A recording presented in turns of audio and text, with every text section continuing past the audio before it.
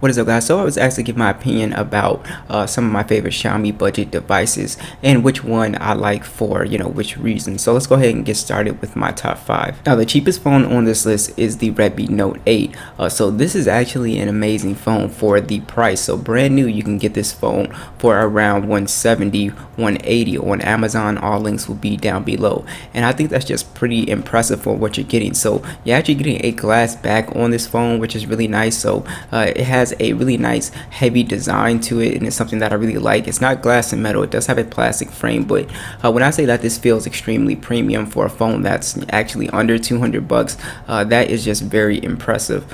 So you also have a 1080p 6.3 inch IPS display.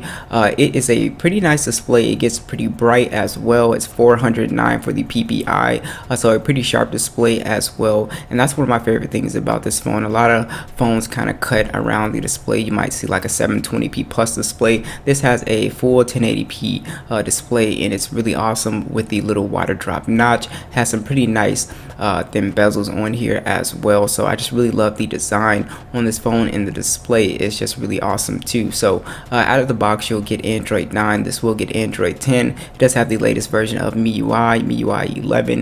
Now you have the Snapdragon 665 and the Adreno 610. Pretty much this is kind of like a low to mid tier chip. If you watch my gaming video, you will be able to see you can play a lot of games really fine. PUBG, Call of Duty on some really good settings. So overall, my experience with gaming was fairly good. So you do have micro SD support, which I think is really cool as well. So you can expand the 32 gigs of internal storage if that's too little for you. You also have 3 gigs of RAM. So what I will say about this phone is that it stays relatively smooth. Now this is not going to be a multitasking beast. You're not going to be doing a whole bunch of heavy multitasking, but for just regular multitasking, this will get the job done no problem. Of course, you have the headphone jack, the infrared port as well. USB Type-C is on board, and one of my favorite things about this phone is the camera. So you have a quad camera setup, and they didn't really cut corners with the cameras here. You get some pretty solid cameras. So you have a 48 megapixel wide, an 8 megapixel ultra wide, a 2 megapixel macro camera, and a 2 megapixel depth sensor. You get 4K video at 30 frames per second, and you have a pretty decent 13 megapixel camera up front that shoots in 1080p. So overall, as you can see from the images, the cameras on here are super solid, and I love that you get a quad camera setup and they don't cut corners with the camera. You get really decent quality. Also, another highlight with this phone is the 4000 milliamp battery on here. So you're getting around 7 to 7 hours and 30 minutes of screen on time, if not 8 if you're a light user. So highly recommend this phone. Next is the Xiaomi Note 8 Pro. This is still one of my favorite budget smartphones. You can find this one for around $220, $230 on Amazon right now, and this is the Pro version of the Note 8, of course, and it is really awesome. So if you want to spend just a little extra money, I highly recommend this phone. This still has one of my favorite designs. As you can see, it's got kind of like the curved back, so it just feels really comfortable in the hand. Again, another glass phone that feels just really heavy and really premium, so it just feels like it costs so much more. You also have an IPS display at 6.53 inches, and again, it's fairly bright, and it has 395 for the PPI, so a fairly sharp display at 1080p as well. So this phone will come with Android 10 and MIUI 11, and it's very fast. The highlight with this phone is the Helio G90T processor and the Mali G76 GPU.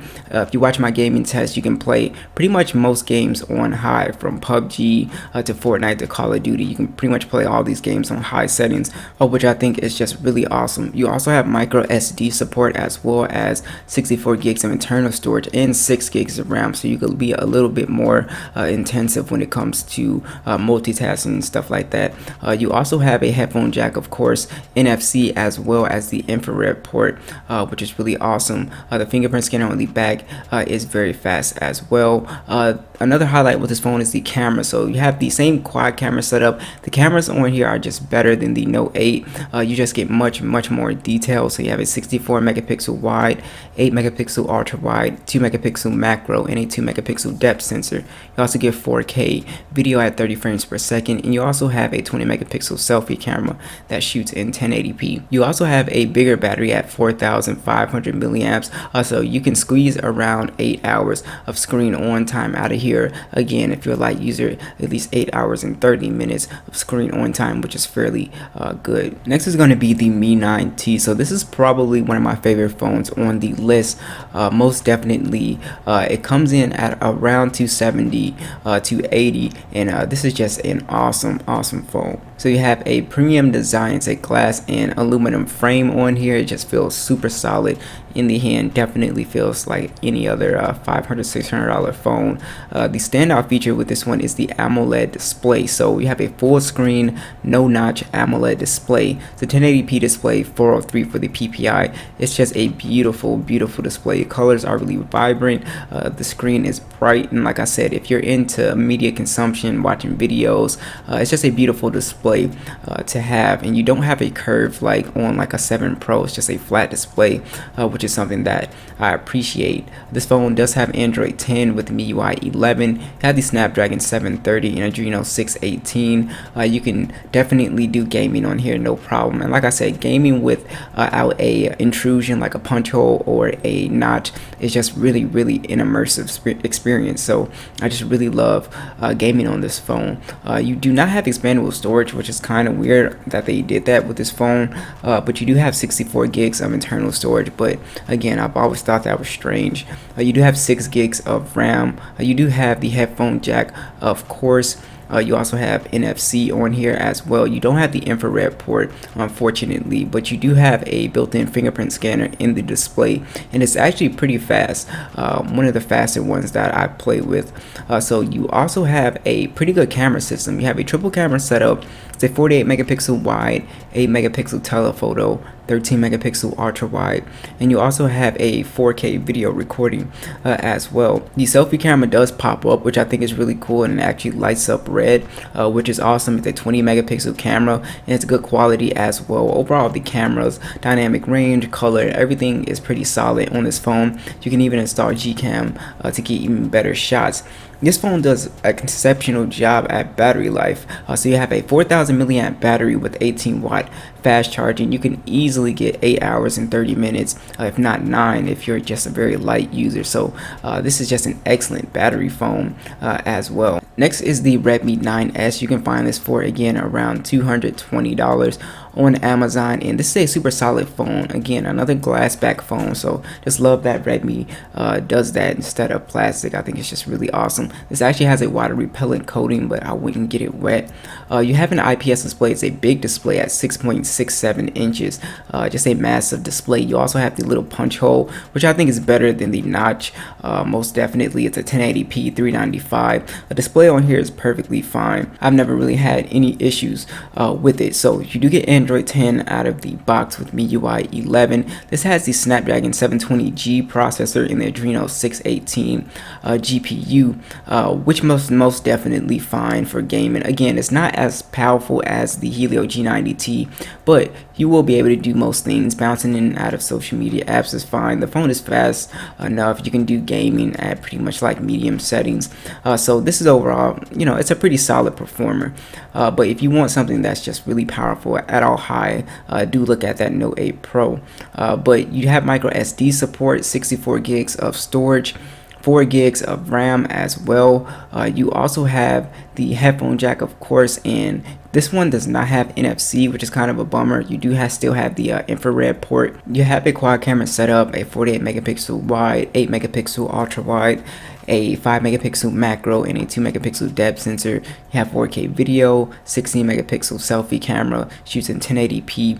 The cameras on here are decent. I don't think the quality is as good as the Note 8 Pro, so if you want just the overall better camera, you might want to get the 9T or the Note 8 Pro, but this is perfectly fine if you're in good lighting and stuff like that. You can get a really good shot, but this is not where you're buying this phone. This phone has a massive battery at 5020 milliamps with 18-watt fast charging. You could easily get up to like 9 hours to 9 hours and 30 minutes is what I've seen from some battery drain tests. Again, it depends on how you really use the phone, but just a massive battery. So if you hate charging your phone, this is a phone that will last you a good amount of time, which is something that I really love. Last on the list is the Redmi 8A. So this is a very interesting phone because it's basically around $100, and I think this is one of the better phones for $100. It competes very heavily with other phones in its price range. So it is a plastic bag, plastic frame, of course, not expecting any glass.